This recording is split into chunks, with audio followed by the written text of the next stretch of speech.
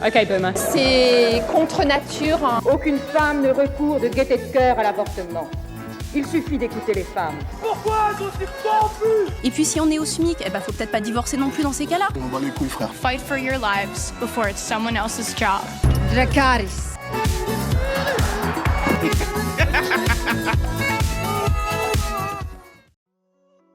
Bonjour et aujourd'hui une nouvelle discussion. Et Lisa, tu commences. De quoi voulais-tu nous parler aujourd'hui ? Sûrement du fait que tu n'arrives pas à te poser sur ton coude. Donc je voulais donc partager avec vous un sujet dont on entend assez peu parler, le postpartum, c'est-à-dire littéralement l'après-accouchement. Oui, je vous prends vraiment pour des cons. Alors on a entendu ce terme quelques fois, mais les syndromes c'est plus compliqué.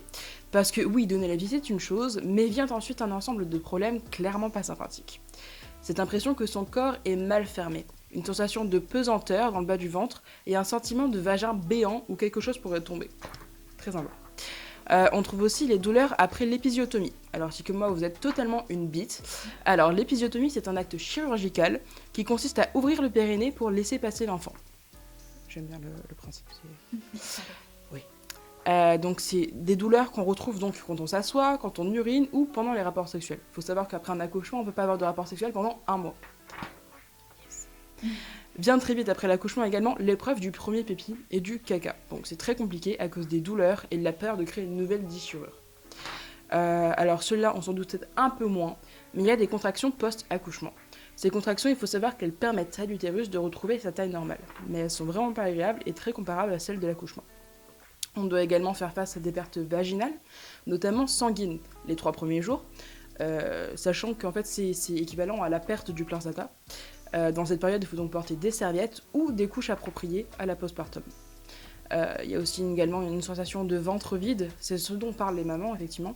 La sensation de ne plus être habito et de ne plus reconnaître son corps pendant la période où elle est enceinte. Parce qu'effectivement, on ne le sait pas forcément, mais à ce moment-là, les intestins se baladent totalement dans le ventre. Les petits coquins.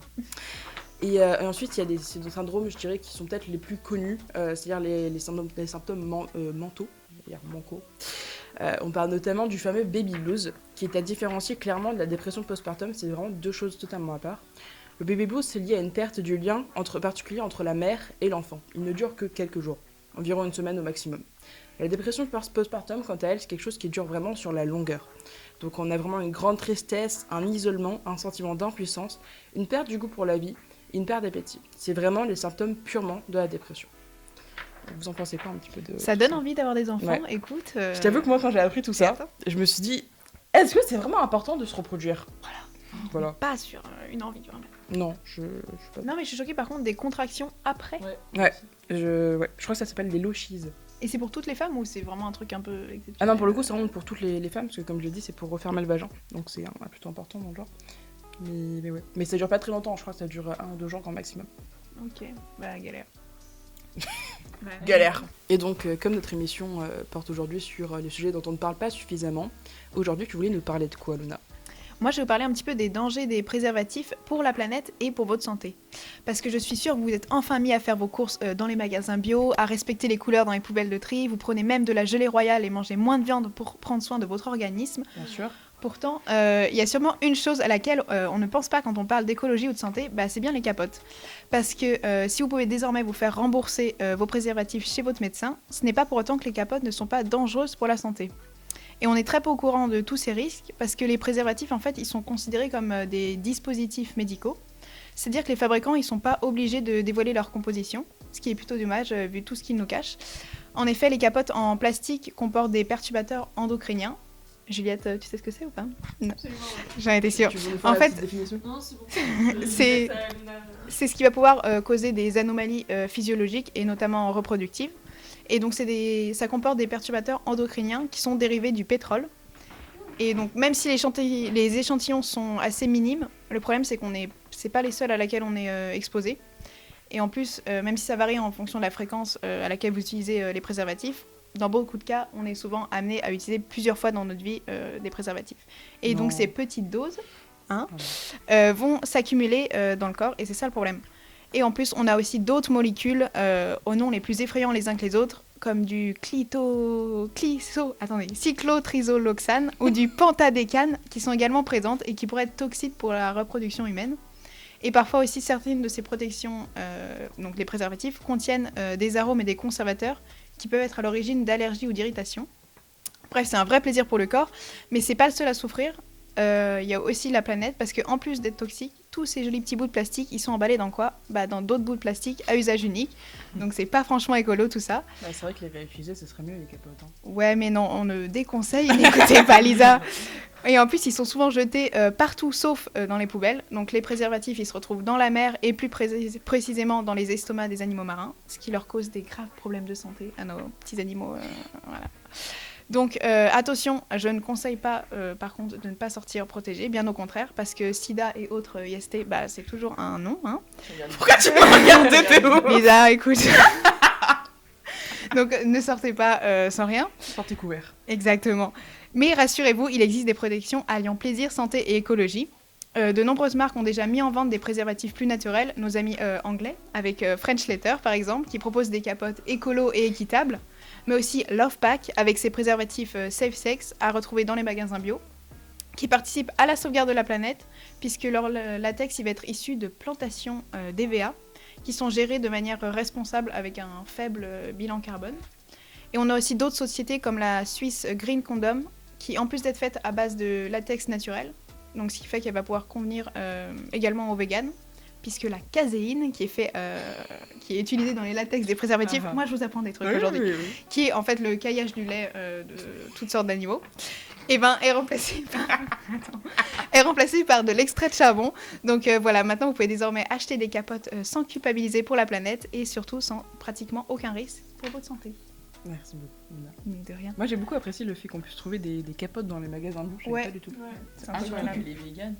Et que les véganes... Les véganes galèrent Voilà, dans ouais. tout genre de situation. C'est trop C'est ça. ça qu'il faut se rappeler. Attends, mais en fait, C'est c'est pas chaud. vegan les capotes. Parce que je écoute un petit peu Tu ma n'as pas chronique. bien écouté la chronique de Luna. En fait, le latex de la plupart des préservatifs, c'est fait à base de caséine, qui est le caillage du lait des animaux. Mais attends. Le latex. Mais les latex, Tu c'est pas vois, du le latex. plastique.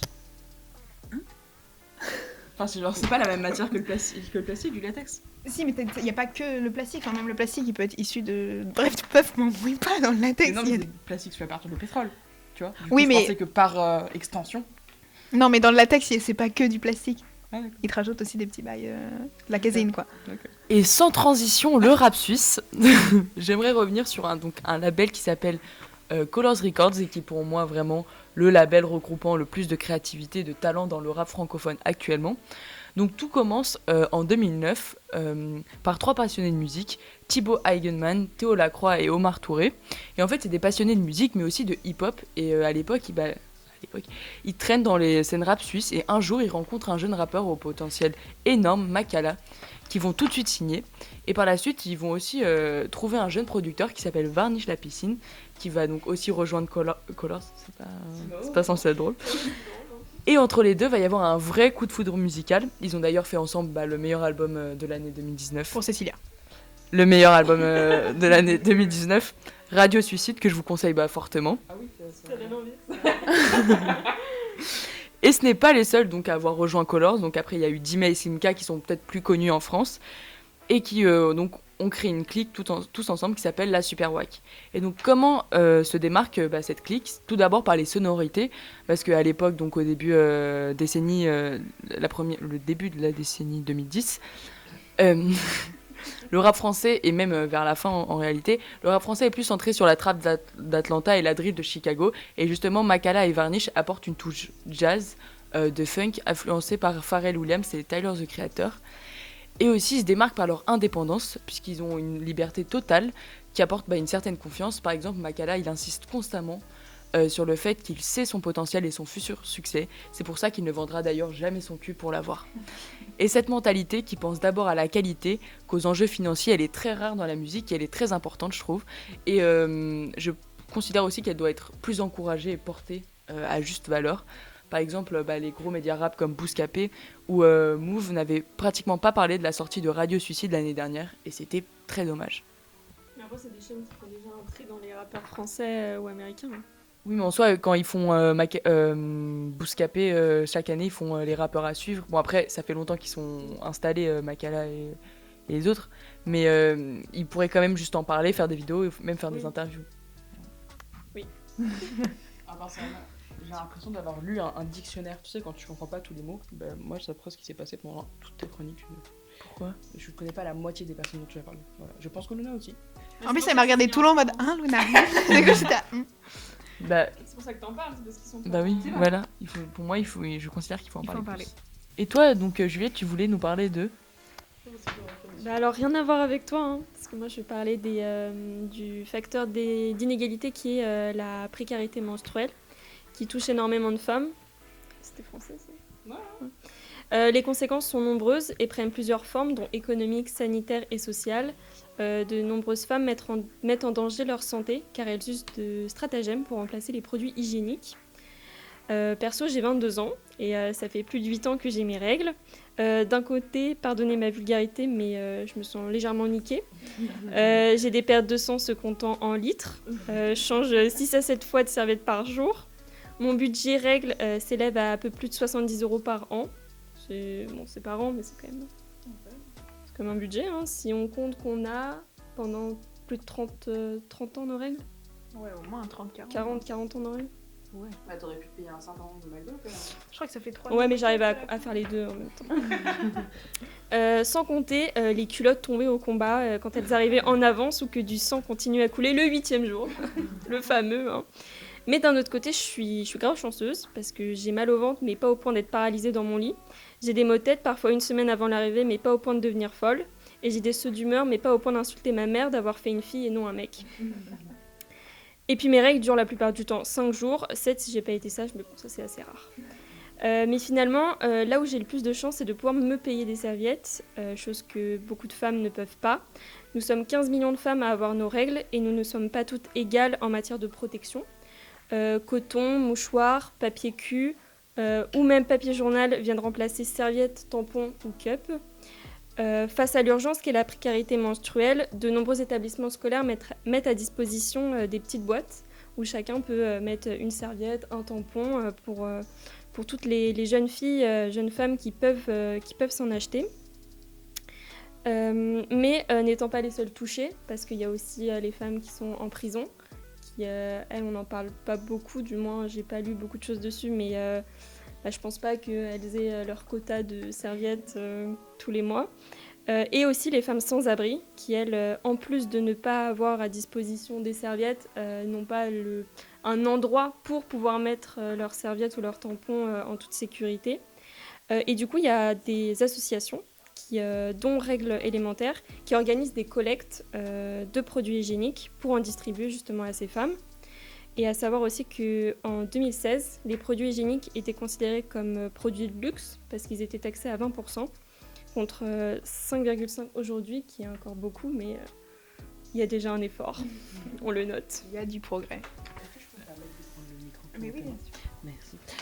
Il me semble que l'État a pris comme choix de s'engager par rapport à la précarité menstruelle. Ouais, mettre des distributeurs dans les établissements. Exactement, dans les établissements et pour les SDF aussi, donc dans la rue. Et ce qui fait que du coup, c'est déjà quand même une assez grande réponse par rapport à ça. Je sais pas si c'est la réponse... Après, il y a mais je pense que c'est quand même déjà une avancée. Après, il y a on prévoit de le faire et le faire. Mais après, franchement, je trouve que c'est déjà bien que l'État français reconnaisse déjà la précarité menstruelle, puisqu'on ne parlait pas forcément il y a encore quelques années, donc c'est vachement bien. Et on salue les initiatives de genre réglementaires. Mais après, il y a aussi sur les médicaments, sur les vêtements. Mais il y a la LMDE d'ailleurs qui rembourse, je crois, une partie des protections hygiéniques. Ça n'existe plus ? Alors je dois te prévenir que je suis encore à la LM2, il me fait rembourser par la LM2, donc je pense que ça existe encore. Oui. Mais ça après c'est des démarches administratives que des femmes peuvent même pas faire. Dans certaines situations. Non, pas dans des situations où pour le coup t'as moyen de t'acheter des serviettes, t'as peut-être moyen de te faire rembourser. Après ça reste quand même très, très minime. Mais c'est toujours sympa. Et aussi, parce que ça rejoint un peu mon sujet, le problème même quand on a des serviettes et des tampons, c'est que la composition, pareil, c'est pas vraiment l'idéal, quoi. Il y a plein de produits toxiques, même des perturbateurs. Tu mets de la merde dans... Le syndrome de choc toxique, donc c'est sur... j'ai vu ça sur Doctissimo, mais il y avait même une mannequin qui avait été victime de ça, donc en gros, il s'opère un choc, qui fait que tu peux par exemple perdre tes jambes ou avoir Ou mourir même, hein. des membres infectés. C'est Ouais. plutôt à cause de la stagnation du sang dans le... Non, pas Je forcément. sais pas si Parce c'est que au début, les gens disaient oui, c'est parce que les personnes ont mal mis leur tampon, ou en tout cas qu'elles l'ont gardé trop longtemps, mais Ouais. pas forcément. Ah, il C'est y a juste aussi- c'est un contact en fait entre des molécules qui se fait, qui crée un choc. Bah, clairement, mais c'est pour ça que maintenant, c'est un peu comme les préservatifs, ils essayent de faire des trucs plus naturels. Après, il y a encore le problème de l'emballage, parce que finalement, la serviette, ça pollue, l'emballage pollue. Donc, il y a encore ce problème à régler. Après, comme tu dis, il y a pas mal d'alternatives maintenant. Il y a vraiment des entreprises qui sont spécialisées dans le bio des protections intimes. Il y a Joe, un truc qui s'appelle JHO, qui fait des protections intimes. Je vais montrer le petit lien. Et oui.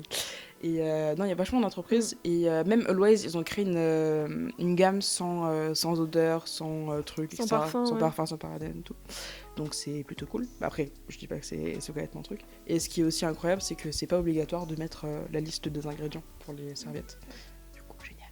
Après, le plus écolo, ce serait la cup finalement, parce que Ouais, c'est ouais, réutilisable. Et Mais ça après, dure il y a... 5 ans au moins, je crois. Enfin, Ouais. tu peux la garder pendant... Mais après, il y a le fait de la stériliser. Puis Ouais. personnellement, je mets pas de tampon. Donc si je mets pas de tampon, je vais pas mettre de cup. C'est sûr. hein, Mais il y a donc, aussi les, comme autre alternative, les culottes menstruelles. Ouais, c'est Ouais. Femboy et tout. Mais c'est plus cher, quoi. C'est un plus gros budget. Donc, celle que tu peux laver aussi. Il y en a que tu Ouais. réutilisables, non Ouais, c'est ça le problème, quoi. C'est encore une question de budget. Et il y a aussi un truc sur le vocabulaire. On dit souvent protection hygiénique. Et en gros, ça rajoute un peu le tabou que les règles, c'est sale. Enfin, maintenant, il faudrait mieux dire. Enfin, il y a des assos qui sont un peu en colère quand on dit protection hygiénique. Il faudrait mieux dire protection périodique pour un peu défoncer le tabou des règles qui sont Genre, sales. j'ai dit ça tout le long de ma. Ouais, non, mais tout le monde dit ça en vrai, donc c'est de la merde. c'est un peu... Voilà. Non, mais tout le monde le dit, mais voilà, ça Non, peut être c'est vrai. une avancée. Merci. Je pense qu'on finit sur ce petit point de vocabulaire. De vocabulaire. Et donc après tous ces sujets, j'espère qu'ils vous ont déjà intéressé, que vous avez appris des choses, et on vous retrouve la semaine prochaine, ou en tout cas une prochaine fois, en tout cas un jour, exactement, pour une nouvelle vidéo de votre média préféré au carré.